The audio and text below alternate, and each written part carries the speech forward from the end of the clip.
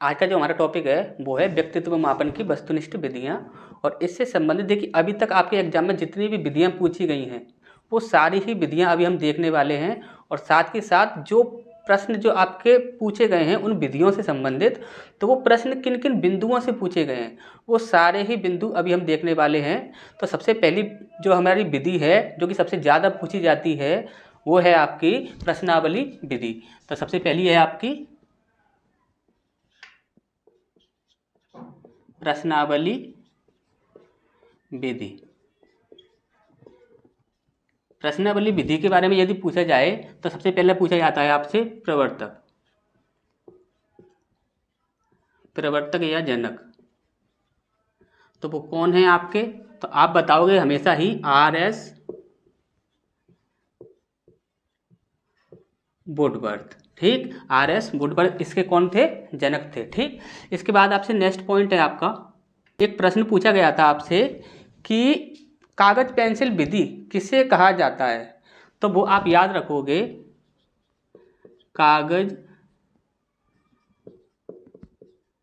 Pencil विधि, और ये क्या है इसका अन्य नाम। ठीक, अब इसके बाद नेक्स्ट पॉइंट है हमारा, इस परीक्षण में 4 प्रकार की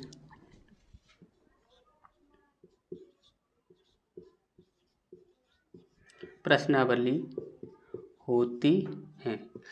ये जो विधि होती है आपकी, इसमें 4 प्रकार की प्रश्नावली होती हैं, और वो चारों प्रकार की जो प्रश्नावली होती हैं उनसे आपके क्वेश्चन पूछे जाते हैं। तो सबसे पहली जो आपकी विधि होती है, जो सबसे पहली जो प्रश्नावली होती है वो होती है आपकी अप्रतिबंधित प्रश्नावली।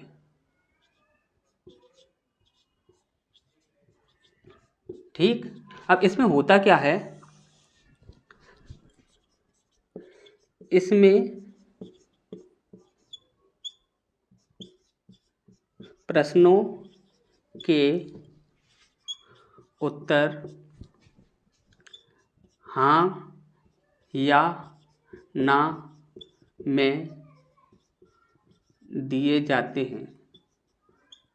ये एक ऐसी प्रश्नावली होती है, इसमें जो प्रश्नों के जो उत्तर दिए जाते हैं वो हाँ या ना में दिए जाते हैं। और प्रश्न किस प्रकार के पूछे जाते हैं, जैसे कि सबसे पहला हमारा प्रश्न होगा, क्या आप जरा सी बात पर नाराज। तो इसका जो उत्तर होगा या तो वो हाँ में देना होगा आपको या फिर ना में देना होगा, इसमें से किसी को भी उसको टिक करना होगा। इसके बाद यदि एक और प्रश्न देखा जाए तो और प्रश्न पूछे जाते हैं आपके, क्या आप सामाजिक अवसरों पर पीछे रहना चाहते हो या फिर आगे रहना चाहते हो। तो इस प्रकार से जब क्वेश्चन पूछा जाएगा तो उसका आंसर क्या देना होगा, हाँ या ना। इस प्रकार से आपके क्वेश्चन पूछे जाते हैं इसमें। तो नेक्स्ट की ओर बढ़ते हैं, तब तक आप इसका स्क्रीनशॉट ले लीजिए।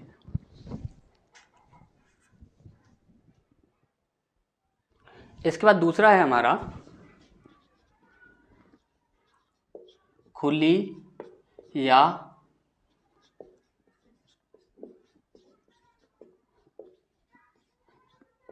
अप्रतिबंधित प्रश्नावली। ठीक, तो ये जो होती है इसमें क्या होता है, इसमें प्रश्नों के उत्तर लिखकर देने होते हैं। इसमें क्या होता है कि जो प्रश्नों के उत्तर जो होते हैं वो लिखित में देने होते हैं। जैसे कि एग्जाम्पल के तौर पर देखा जाए, प्राथमिक विद्यालय में शिक्षा के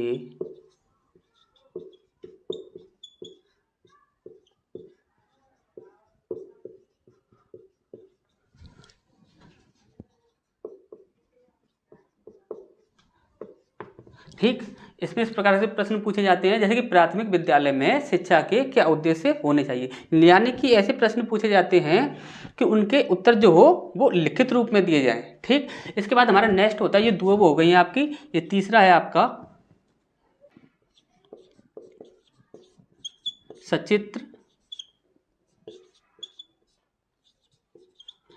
सचित्र प्रश्नावली। इसमें क्या होता है कि आपको कुछ प्रश्न दिए जाते हैं, जैसे कि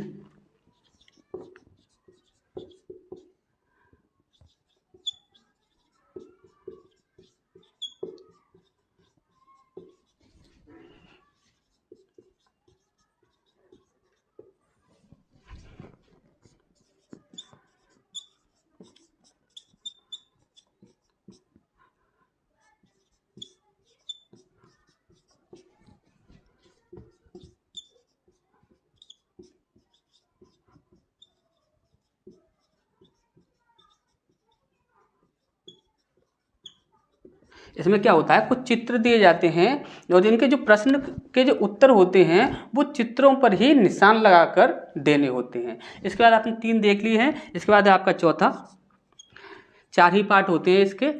तो चौथा है आपका मिश्रित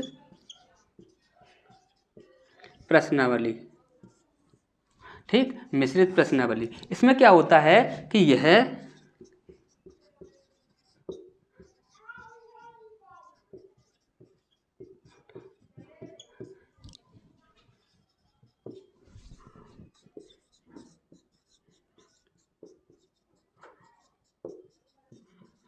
इसमें क्या होता है कि जितनी भी आपकी अब तक की प्रश्नावली होती हैं उन सभी प्रश्नावलियों का जो मिश्रण होता है वो इसमें होता है कि ये देखिए नाम से ही आपको पता लग रहा होगा, मिश्रित प्रश्नावली। तो मिश्रित प्रश्नावली में जितनी भी आपकी प्रश्नावलियाँ होती हैं, टोटल 4 प्रकार की प्रश्नावली होती हैं आपकी।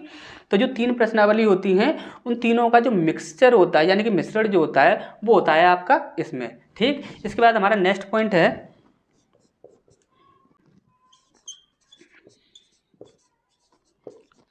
तो इसका उद्देश्य क्या होता है। तो देखिए व्यक्ति की रुचि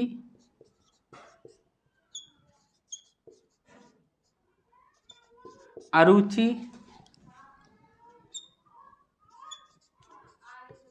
अंतर्मुखता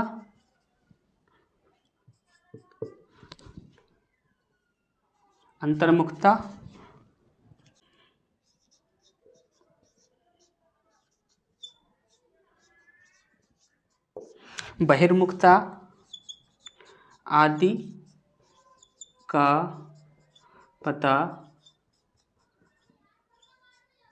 लगाना। ठीक, आदि का पता लगाना। तब तक आप इसका स्क्रीनशॉट ले लीजिए।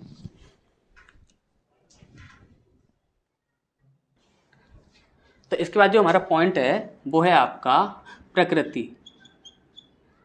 पूछा जाता है कि इसकी प्रकृति क्या होती है, तब आपको बताना है ये है एक शाब्दिक और अशाब्दिक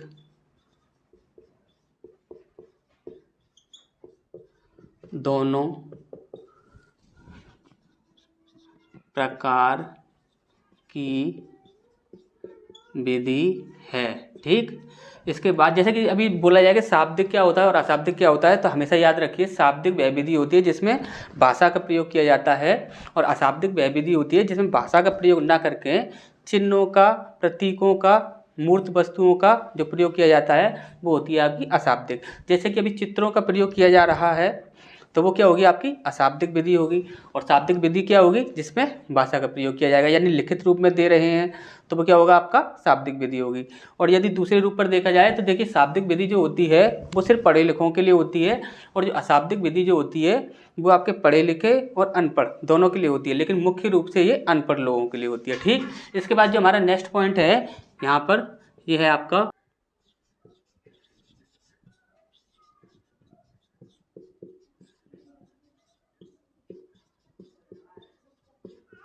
सभी वस्तुनिष्ठ जो विधियाँ होती हैं वो आपकी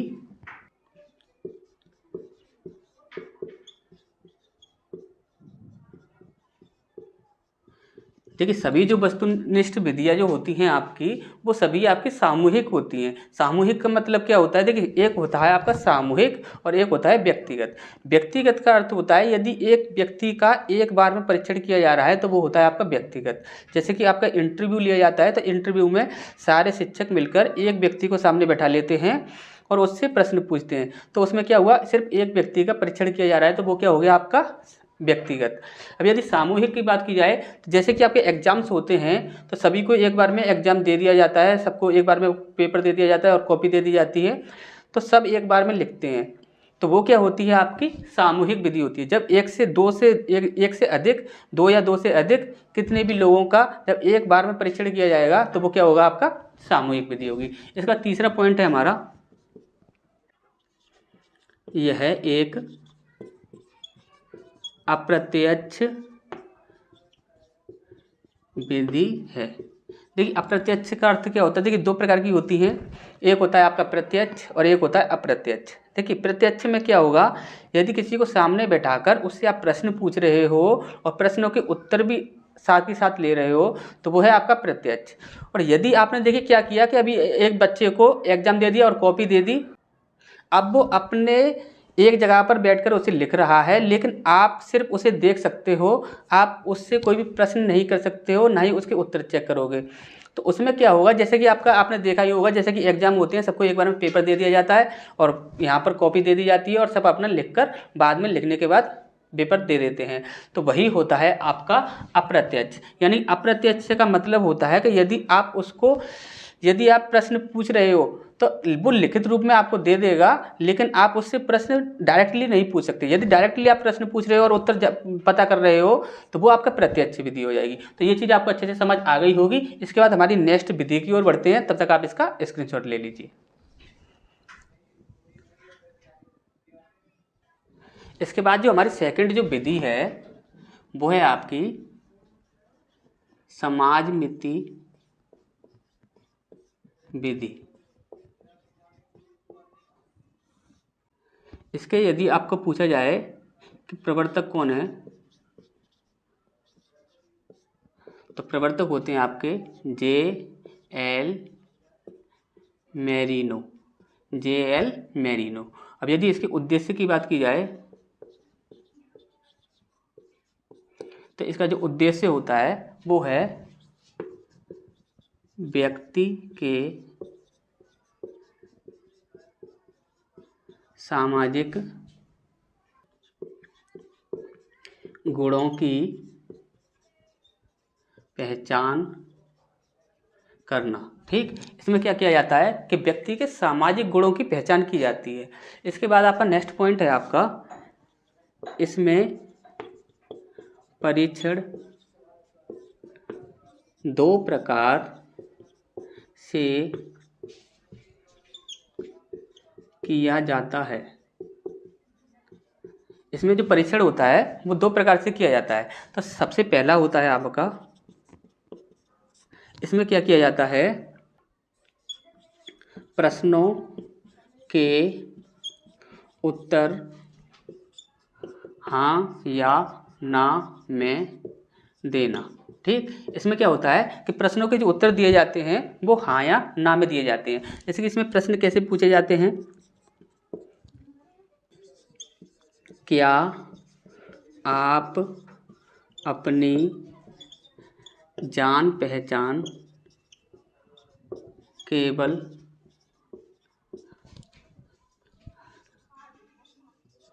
कुछ लोगों तक ही सीमित रखना चाहते हैं? क्या आप अपनी जान पहचान केवल कुछ लोगों तक ही सीमित रखना चाहते हैं? तो आपको आंसर देना होगा हाँ या ना में। यदि एक और प्रश्न देख लेते हैं इसका, जैसे कि क्या आप सामाजिक कार्यों में योगदान देना पसंद करते हो? तो इसका आंसर क्या देना होगा आपको, हाँ या ना। ठीक, इसके बाद नेक्स्ट पॉइंट है जो कि सेकंड देखना है हमें, तो उससे पहले आप इसका स्क्रीनशॉट ले लीजिए।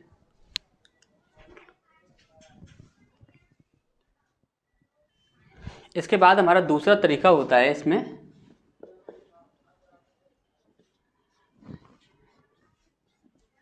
जिस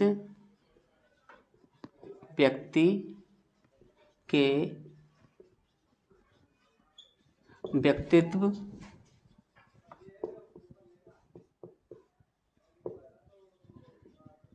जांच करनी हो उसके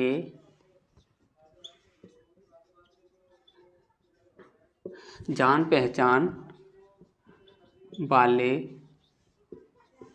लोगों से उसके बारे में पूछना और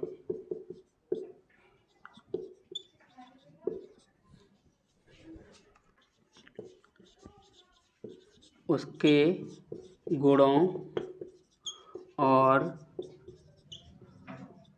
अवगुणों की एक सूची बनाना। ठीक, यहाँ पर क्या होता है कि जिस व्यक्ति के व्यक्तित्व की हमें जांच करनी होती है, हम क्या करते हैं उसकी जान पहचान वाले जो लोग होते हैं उनसे उसके बारे में पूछताछ करते हैं, और पूछताछ करने पर उसके जो व्यक्ति जो होते हैं वो उसके गुणों को बताएंगे और अवगुणों को भी बताएंगे। तो जो गुणों को बताते हैं और अवगुणों को बताते हैं उनकी हम क्या करते हैं, एक सूची बना लेते हैं। तो इस प्रकार से एक किसी व्यक्ति के व्यक्तित्व की पहचान की जाती है। इसमें सबसे ज़्यादा जो अभी तक क्वेश्चन पूछा गया है वो यही पूछा जाता है कि समाजमिति विधि के प्रवर्तक कौन है? तो आपको याद रखना है J.L. मेरिनो। इसके बाद हमें नेक्स्ट विधि देखनी है, इससे पहले आप इसका स्क्रीनशॉट ले लीजिए। तो इसके बाद हमारी जो तीसरी विधि है वो है आपकी निर्धारण मापनी। जो निर्धारण मापनी होती है इसे एक और नाम से जाना जाता है रेटिंग स्केल। ठीक, रेटिंग स्केल। अब इसके यदि प्रवर्तक की पूछा जाए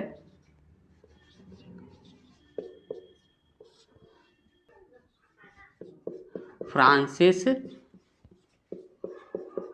गाल्टन। ठीक, ये जो दी थी किसने दी थी? तो फ्रांसिस गाल्टन ने दी थी। लेकिन इसमें एक मुख्य पॉइंट आपको याद रखना है, प्रथम निर्धारण मापनी फ्रांसिस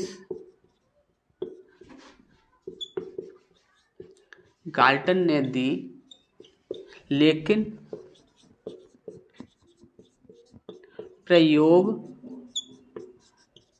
सबसे पहले जो प्रयोग सबसे पहले किया गया था वो किसके द्वारा किया गया था? जो फ्रैंकलिन के द्वारा किया गया था।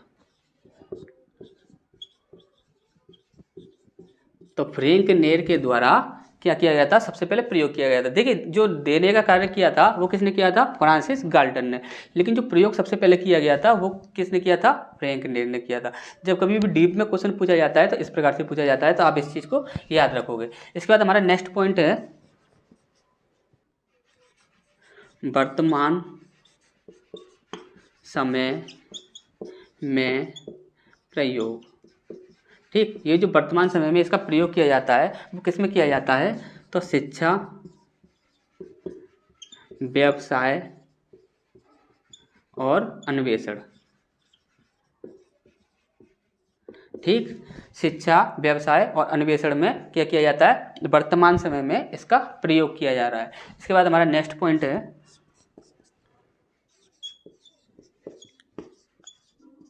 इसका उद्देश्य क्या होता है, तो व्यक्ति के किसी विशेष गुण अथवा कार्य क्षमता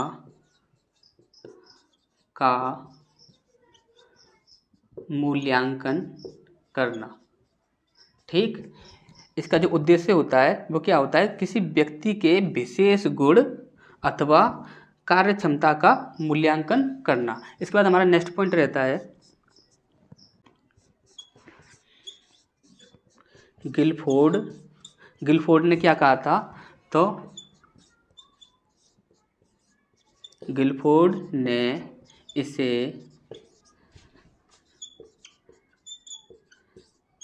व्यक्तित्व के गुणों का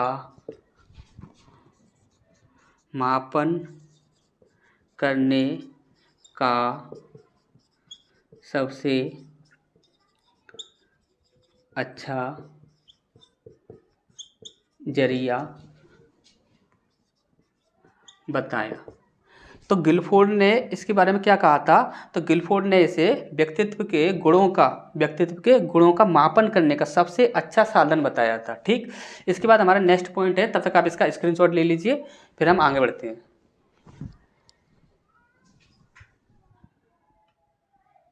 इसके बाद हमारा नेक्स्ट पॉइंट है,